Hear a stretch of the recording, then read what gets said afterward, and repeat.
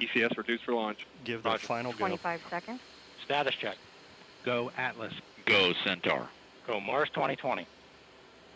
There we go. We are ready to go lift off this morning, Joshua.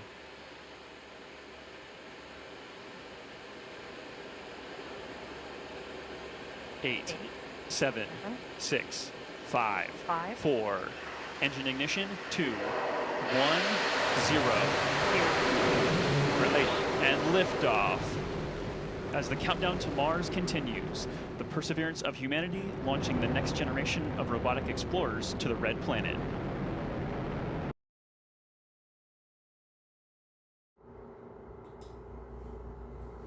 Man, there's nothing like a rocket launch to get you motivated. Hello, my name is Martinez.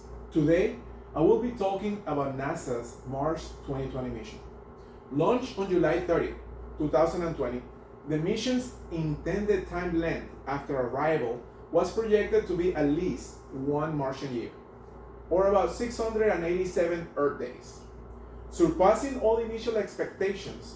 As of today, the mission is still on active status. The rocket used was an Atlas V, operated by United Launch Alliance. The Atlas V was developed as a modular vehicle used by the US military as well as the intelligence and scientific communities. This rocket owes its name to its capability to have as many as 5 solid rocket boosters for superior lift performance.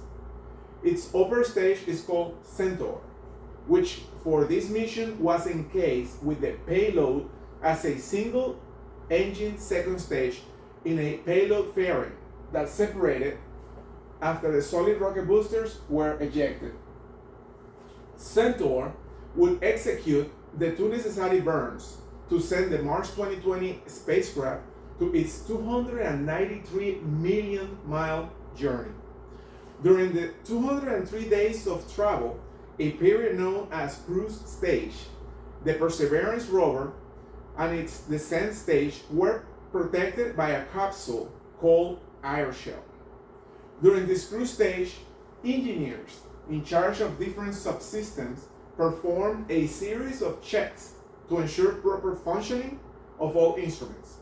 Also, 4 trajectory correction maneuvers require the firing of cruising stage thrusters to guide the spacecraft towards the desired arrival location above the Martian atmosphere.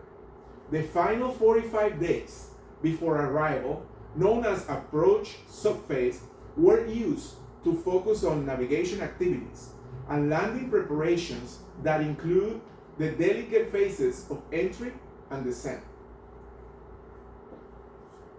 About 10 minutes before entering the Martian atmosphere, the cruise stage separated, leaving the airshell with the rover and the descent stage to perform the entry and landing phases. The spacecraft fired small thrusters to align the heat shells towards the planet atmosphere, flying at 12,500 miles per hour. At this point, the intense entry, descent and landing period, or EDL, started, and it will only be over when the rover became stationary in the Martian surface. Altogether, this will take approximately 7 minutes, which are usually referred to as the 7 minutes of terror. This period owes the designation to the delay in communications with Earth that makes impossible real-time commands or adjustments. This phase requires a series of complex maneuvers that was performed by the spacecraft autonomous pre-programmed systems.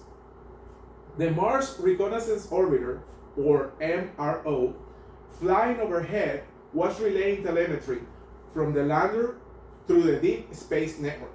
However, this process takes communications about 11 minutes between Earth and Mars.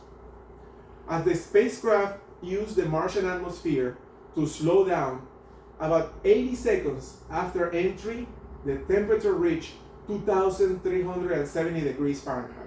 The maneuver worked, and the heat shield was able to slow down the spacecraft to under 1,000 miles per hour. About 3 minutes after peak heating, the parachute deployed successfully, and 20 seconds after, the heat shield separated as well, followed by the back shell 2 minutes later. This sequence was orchestrated by the new EDL technologies on board the spacecraft. The innovative terrain relative navigation system, which works as an autopilot when functional after the heat shield separated, allowing the radar and cameras to operate, feeding data used by this navigation system to figure out the specific location over the Martian surface and select the best target area within the intended landing site.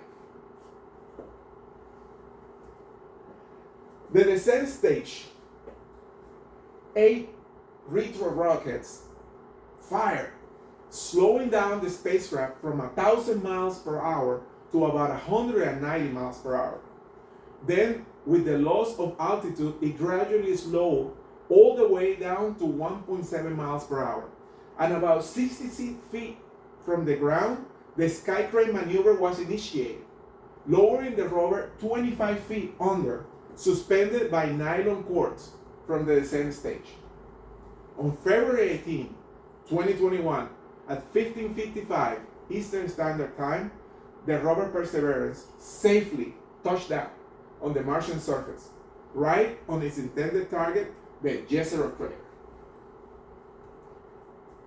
Prior missions, such as the Mars Exploration Mission in the year 2004, which deployed the rover Spirit, yield valuable data on Mars' current and past climates, and evidence of carbonite and hematite, minerals associated with water. Then in the year 2011, the Mars Science Laboratory mission with the rover Curiosity, the largest and most capable rover ever sent to Mars to that date, was able to produce data on chemical and mineral evidence of past habitable environments and the possibility of past microbial life. Mars 2020 is the first astrobiology mission, built on knowledge from prior missions that provided evidence of environments that theoretically were able to support life in the Martian past. The mission key objectives are the search for signs of ancient life by investigating past environments that could have supported microbial life, the collection and cache of Martian samples by gathering rock and soil samples for potential return to Earth, the preparation for future human exploration by testing new technologies to benefit future manned missions,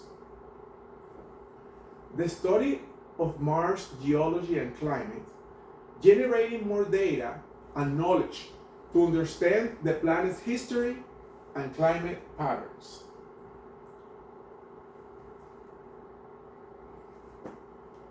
The rover Perseverance is 10 feet long, 9 feet wide, and about 7 feet tall, not including the robotic arm. The rover weighs about 2,260 pounds and is powered by a plutonium-238 based multi-mission radioisotope thermoelectric generator. Boy, that's a mouthful. There are many fascinating technologies details about Perseverance. However, for the sake of time in this presentation, I will focus on the scientific instruments.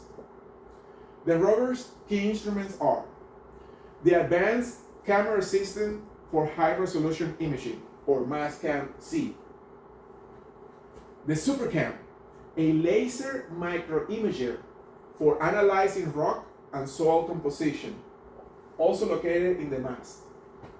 The Sherlock, located at the robotic arm, uses cameras, spectrometers, and a laser to scan for organics and materials that are signs of past microbial life.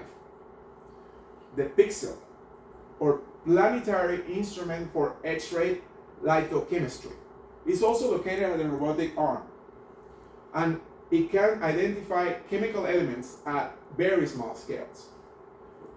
The META, or Mars Environmental Dynamics Analyzer, which makes weather measurements like wind speed and direction, and measures the amount and size of dust particles in the Martian atmosphere. The RIMFAX, or Radar Imager for Mars Subsurface Experiment. It is used to probe the ground under the rover. And finally, the MOXIE.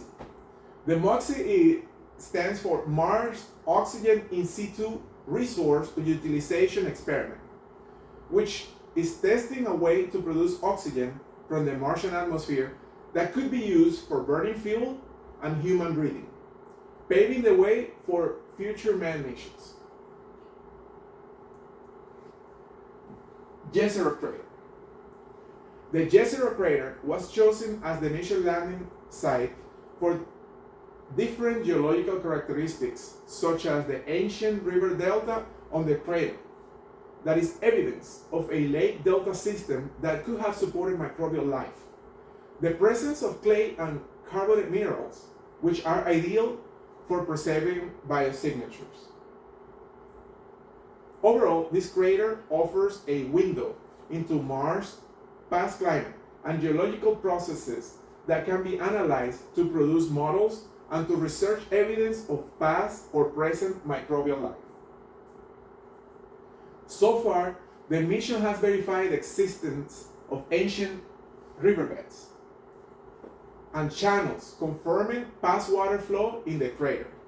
The mission also detected the presence of organic molecules containing carbon-based compounds and collected a diverse variety of geological specimens for future analysis on Earth. Ingenuity. Initially sent as a technology demonstration and aerial experiment in Mars, the rotorcraft Ingenuity made history on April 19, 2021 by becoming the first human-made aircraft to fly above the surface of another planet and the first powered flight on Mars, collecting flight data in the thin Martian atmosphere for the development of future Martian aircraft designs. Ingenuity was originally set for 5 flights. However, it went to conduct 72 successful flights, providing reconnaissance for Perseverance, adding a new aerial dimension to space exploration. The Mars 2020 mission not only succeeded at its primary goals, but also continues to produce valuable scientific data about Mars. The return of collected samples to Earth remains the objective for future missions. The technological advancements achieved on the mission will benefit the future of space exploration and eventually human arrival to a red planet. The Mars 2020 mission has provided inspiration for humanity, as Perseverance and Ingenuity have symbolized the human spirit of exploration and discovery. Thank you.